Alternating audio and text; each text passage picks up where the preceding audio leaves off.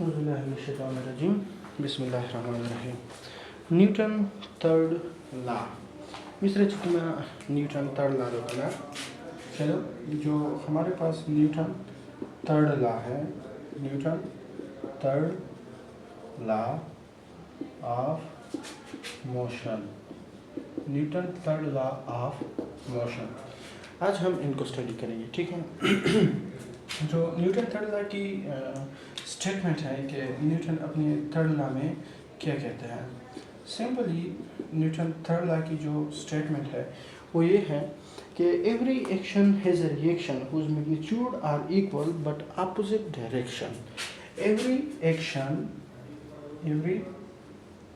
Action has a reaction. Every action has a reaction. Every action has a reaction. Mainly चीज़ जो है वो ये है कि every action has a reaction. हर एक एक्शन का क्या होता है, रिएक्शन होता है। whose magnitude are equal, whose magnitude are equal, magnitude are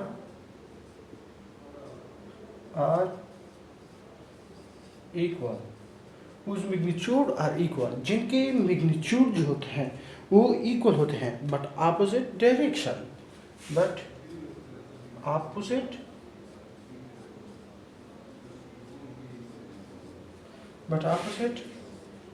direction. ठीक है, बट ऑपोजिट डायरेक्शन।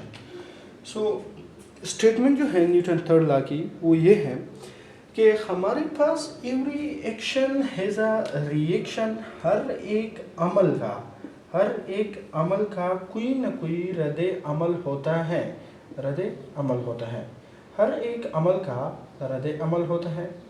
ठीक है, रद्द अमल होता है मतलब आप जो अमल करते हैं उनका रद्द अमल आपको मिलेगा। फॉर एग्जाम्पल इन फिज़िक्स हम एक्शन किस चीज़ को कहते हैं? इन फिज़िक्स हम एक्शन कहते हैं कि जब कोई फोर्स अप्लाई करते हैं किसी ऑब्जेक्ट पर विद सम यूनिट्स या किसी पर्पस के लिए, मतलब हम फोर्स अप्लाई करते हैं 5 न्यूटन, ये फोर्स मैंने अप्लाई किया तो ये 5 न्यूटन उन्होंने मेरे हाथ को क्या किया, रेजिस्टेंस शो किया है। इसी तरह कहते हैं कि every action has a reaction whose magnitude, जिनके मैग्नीट्यूड जो होते हैं आर इक्वल। मैग्नीट्यूड कैसे कहते हैं? मैग्नीट्यूड कहते हैं proper number with proper unit,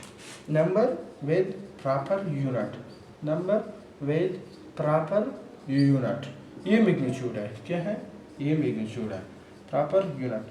जब कभी नंबर आ जाते हैं, क्या मतलब जो 3, 4, 5, 6, 7 ये नंबर वगैरह हैं, ठीक है, जब इसी नंबर के साथ हम क्या करते हैं, यूनिट लगाते हैं, कोई ना कोई यूनिट लगाते हैं, बेस फिजिकल यूनिट हो या कोई और यूनिट हो, जो हम लगाते हैं इस नंबर के साथ, मतलब 1, 2, 3, 4 एक्सेट्रा एन के साथ। अब ये सिर्फ नंबर है, मैं लगाता हूँ 1 न्यूटन, एन लगाया मैंने, ठीक है, या मैं लगाता हूँ 2 जूल, ठीक है। सो अब ये जो है ये मैग्नीट्यूड हुई, क्योंकि हमने कहा कि नंबर के साथ किसी प्रॉपर यूनिट का जो हमारे पास इस्तेमाल होता है, ये क्या है, ये हमारे पास क्या है, ये मैग्नीट्यूड है। अच्छा, अब ये आप लोगों की इंफॉर्मेशन के लिए था, लेकिन अब आगे देखो, ठीक है। सो फिर आर इक्वल, उनके मैग्नीट्यूड इक्वल होते हैं, मतलब action magnitude is equal to reaction. ठीक है, एक्शन और रिएक्शन की दोनों की मैग्नीट्यूड क्या होगी, इक्वल होगी, बट ऑपोजिट डायरेक्शन। लेकिन एक्शन की डायरेक्शन और हमारे पास रिएक्शन की डायरेक्शन, ये दोनों के दोनों ऑपोजिट होंगे। क्या होंगे? ऑपोजिट होंगे। फॉर एग्जांपल एक्शन की डायरेक्शन ये है तो रिएक्शन की डायरेक्शन ये होगी। मैंने कहा कि एक्शन और रिएक्शन की मैग्नीट्यूड आपस में सेम होगी। क्या होगी? सेम होगी, लेकिन डायरेक्शन जो है ये हमारे पास सेम नहीं होगी। क्या होगी?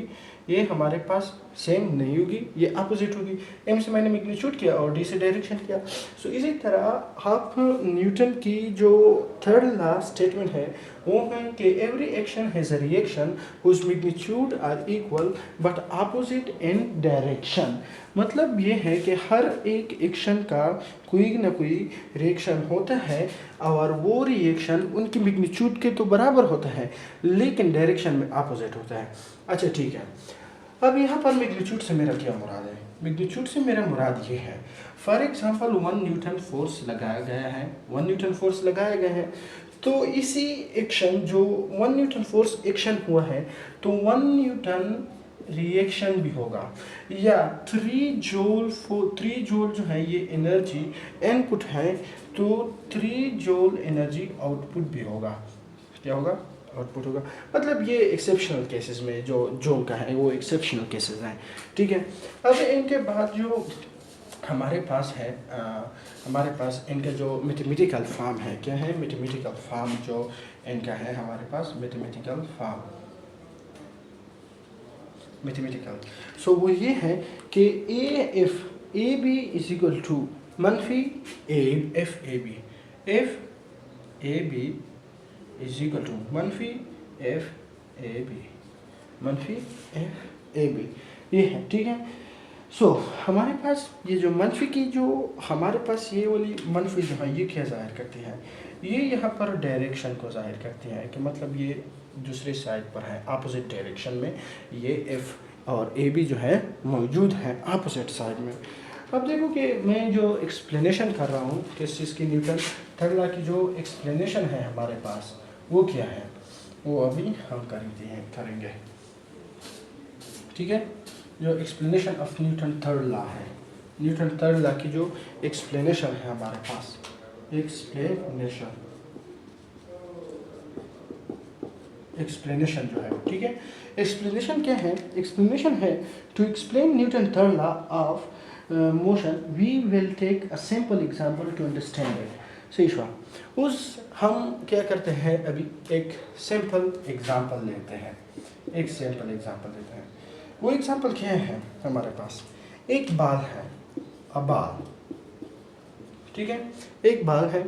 अब ये बाल जो है इसी बाल को मैंने हिट किया, क्या? A ball is hit with the wall, एक वॉल के साथ मैंने इसे हिट किया, एक दीवार के साथ मैंने एक बाल को क्या हिट किया। अब यहाँ पर जब मैंने बाल को हिट किया तो ये बाल जो है, ये वाली बाल ये कम बैक वापस आ गई, ठीक है। अब इसी बाल का दीवार से वापस आना उसी स्पीड में जिस स्पीड में मैंने फेंका था, विद सेम स्पीड,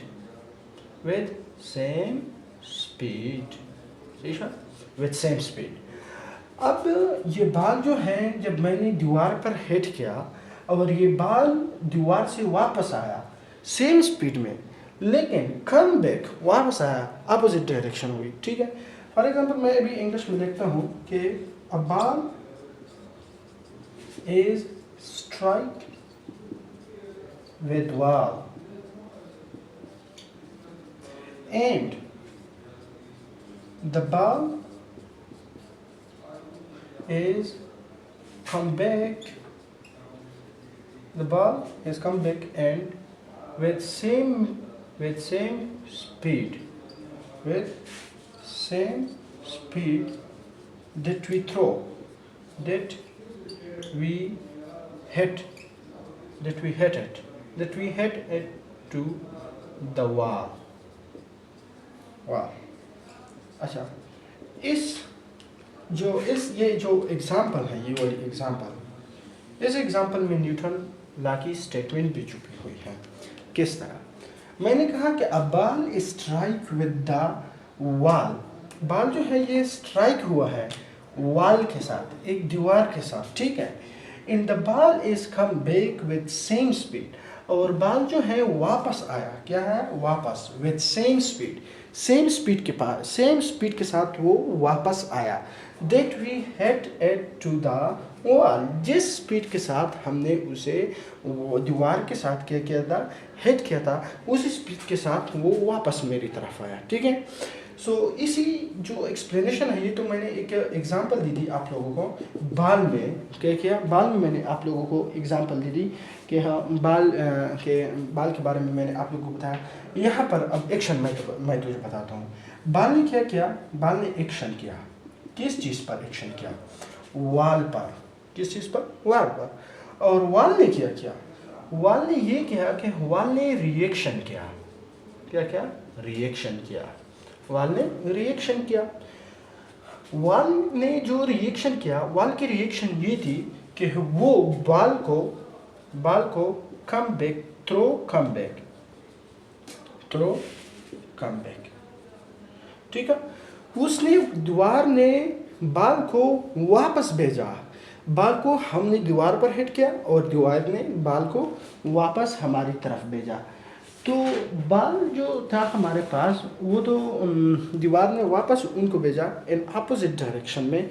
सो ये थी Newton third law. Newton third law is only applicable for, अच्छा ठीक है, अब हम आगे पढ़ेंगे कि न्यूटन थर्ड लॉ के बारे में और क्या है। न्यूटन थर्ड लॉ में एमसीक्यूज भी हैं, हम वो भी करेंगे। So Newton third law is only applicable for two different bodies in which action is act on one body and reaction is act on second body. अच्छा, Newton third law is only applicable for two bodies. Newton third law is only applicable for two different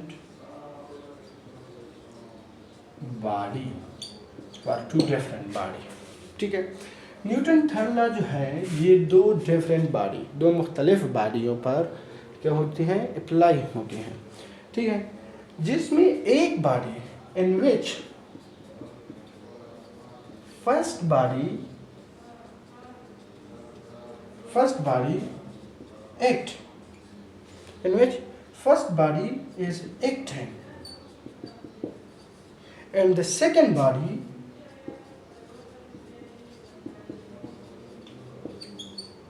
is reacting, और जो second body होती है वो reacting होती है।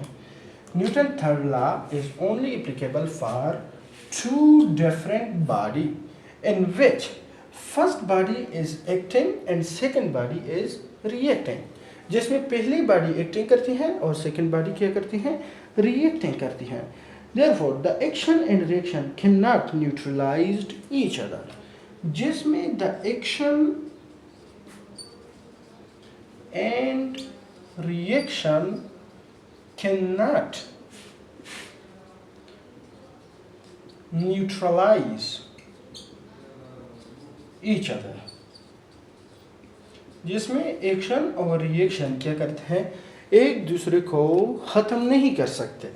मतलब मैं कहता हूँ कि A is equal to B, A is equal to B, ठीक है। न्यूट्रलाइज से मेरा मतलब यह है कि वो कैंसिल करते हैं। क्या करते हैं? कैंसिल करते हैं। सो यहाँ पर ए बी द कैंसिल हुए, ये कैंसिल नहीं हो सकते।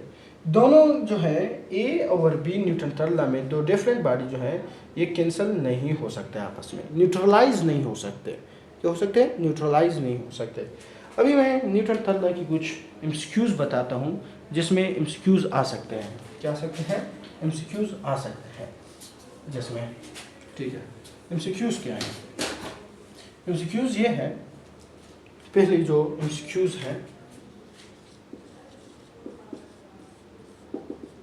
जो एमसीक्यूज है पहली वो ये है। देखो सबसे पहले तो वो आप लोग कह सकते हैं कि the action is equal to reaction. The action is equal to reaction, in which case in which case dash dash dash, ये न्यूटन थर्ड लॉ में होती है, न्यूटन थर्ड लॉ, ठीक है। जो ये तो वन थी। अब दूसरी एमसीक्यूज क्या है? दूसरी एमसीक्यूज ये है कि the ball is strike with wall with 5 Newton. With the 5 Newton, the reaction will be, the ball is strike with wall. The reaction with 5 Newton. With 5 Newton. The reaction will be,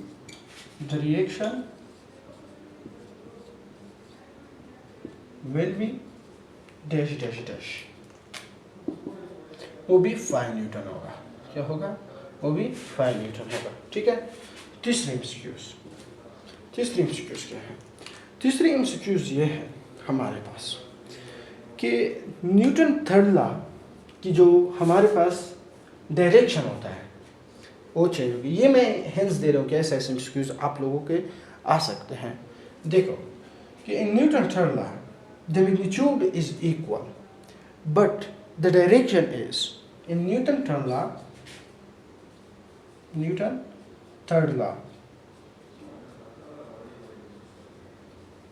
the magnitude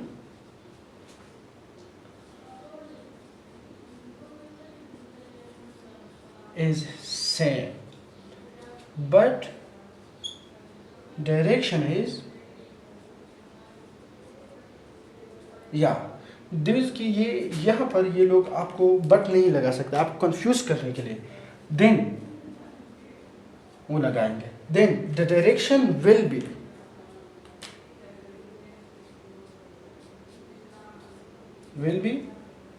dash dash dash opposite. Direction will be opposite, direction opposite होंगे। क्यों होंगे?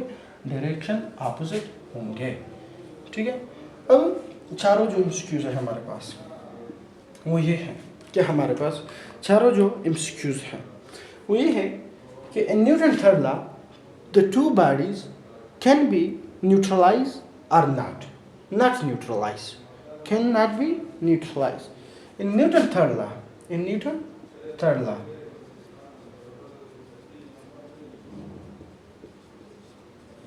the two different body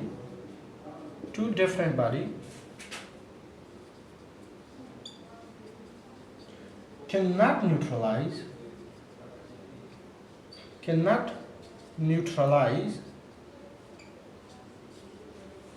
each other, cannot neutralize। ये वाली excuse है। क्या है? in Newton third law the two different body dash each other, तो है cannot neutralize each other। ये एमसीक्यूज है न्यूटन थर्ड लॉ में, और इससे पहले हमने टॉपिक भी क्या एक्सप्लेन किया। So guys please subscribe me,